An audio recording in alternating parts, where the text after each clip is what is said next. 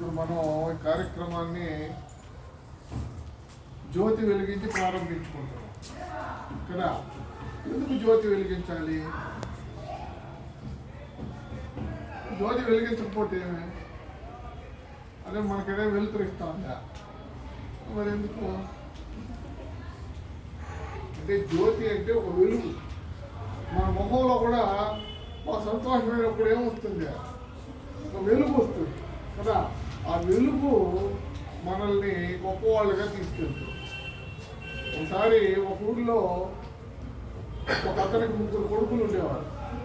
ఆ 3 కొడుకుల్లో తన తర్వాత ఎవరు తన వ్యాపారానికి సరిపోయేటటువంటి వాడు లేదా తన యొక్క ఆస్తికి ఎవరు వారసులు అని నిర్ణయించాలనుకుని ఆ 3 కొడుకులకి ఒక పరీక్ష పెట్టాడు. మీకు ఒక్కొక్కరికి ఒక్కొక్క గది ఇచ్చాడు. మీ తరగతి గదులు లాంటి గదులు ఇచ్చి 3 రోజులు సమయం ఇస్తా ఉన్నాం మీకు. ఈ 3 రోజుల్లో ఎవరైతే ఆ గదిని మీకు ఇచ్చిన గదిని పూర్తిగా నింపేస్తారో వాళ్ళు నెగ్గినట్టు అని. సరే, మొదటి వాడు ఉండే చెట్లు గిట్లు కొట్టి మొత్తం వేసి రూమ్ నింటికి నింపేస్తారు మొదటి రోజు.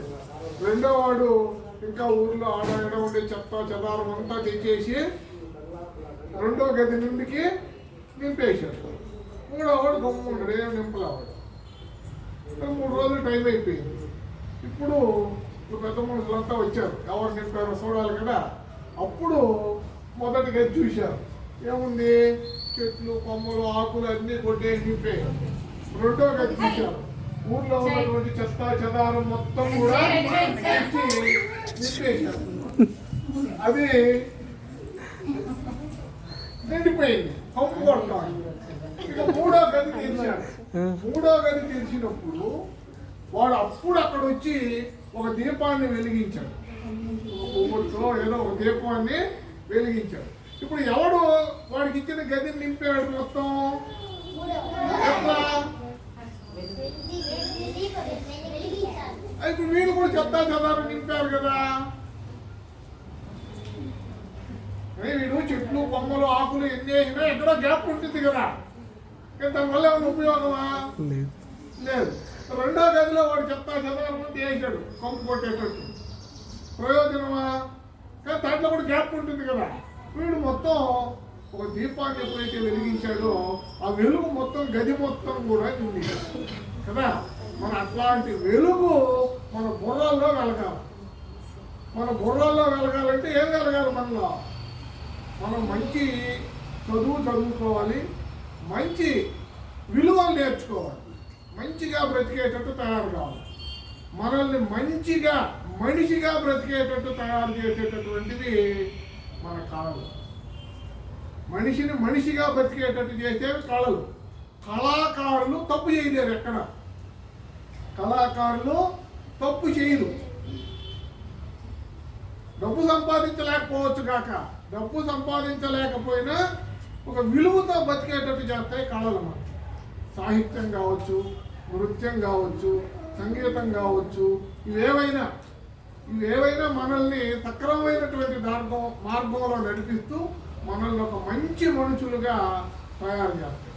మరి అట్లాంటి పావుకే చెందినటువంటివే మన యొక్క శాస్త్రీయ నృత్యాలు. ఇవన్నీ మనకు మంచి బిర్యానీ పెట్టకపోవచ్చు, కనీసం పెరుగన్నమైనా పెడతాయి, అది కూడా లేకపోవచ్చు.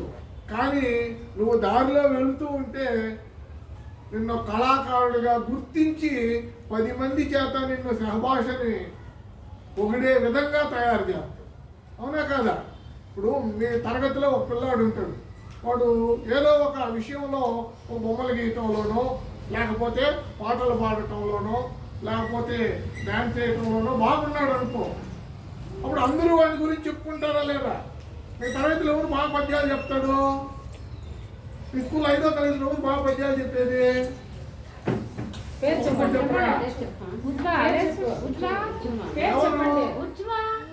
నాకేం పేరు చెప్పా.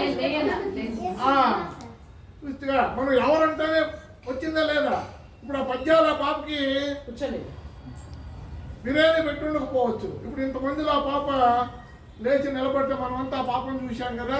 అదే మన గొప్పతనం. 10 మందిలో మనం ప్రత్యేకంగా ఉండటమే గొప్పతనం. ఇప్పుడు మామూలుగా అందరూ మీరు యూనిఫామ్ వేసుకొస్తారు, ఫంక్షన్ అనుకో ఆ రోజు ఎట్లా వస్తారు మీరు? కలర్ డ్రెస్సులు వేసుకొని ఇంకా రకరకాలు ఏమేమి ఉన్నాయో అవన్నీ తగిలించుకొని రంగులు గింగులు పూసుకొని పెదాలు పూసుకొని ఏమో చేసుకొచ్చేస్తారు కదా. ఎందుకు? అప్పుడు అందరికంటే మనం బాగుండాలి. అంటే ఇన్ని రోజులు లేనటువంటి విధంగా ఆ రోజు కనిపిస్తాం, అవునా?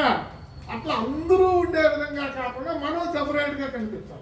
ఎంతమందిలో ఉన్నా మనం ఒక ప్రత్యేకంగా కనిపించేటట్టుగా తయారు కావడానికి ఇవన్నీ ఉపయోగపడతాయి.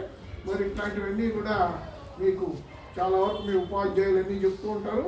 ఇది కాకుండా ఇప్పుడు ఇక్కడ మనకు ఒక మంచి నృత్యాన్ని మీకు జాయినింగ్ ద డాట్స్ ఫౌండేషన్ వారి సహకారంతో మన రజనీ మేడం గారు మీకు చక్కగా నేర్పిస్తారు.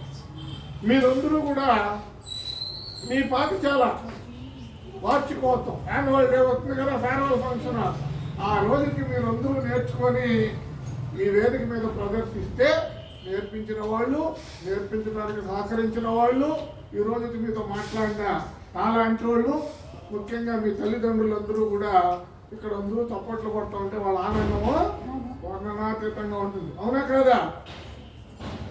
కొడుకు పుట్టినప్పుడు కాదు కదా, పుత్రోత్సాహము తండ్రికి పుట్టదు. జనుల ఆ పుత్రుని కనుగొని పొగడగ పుత్రోత్సాహము నాడు పొందురను.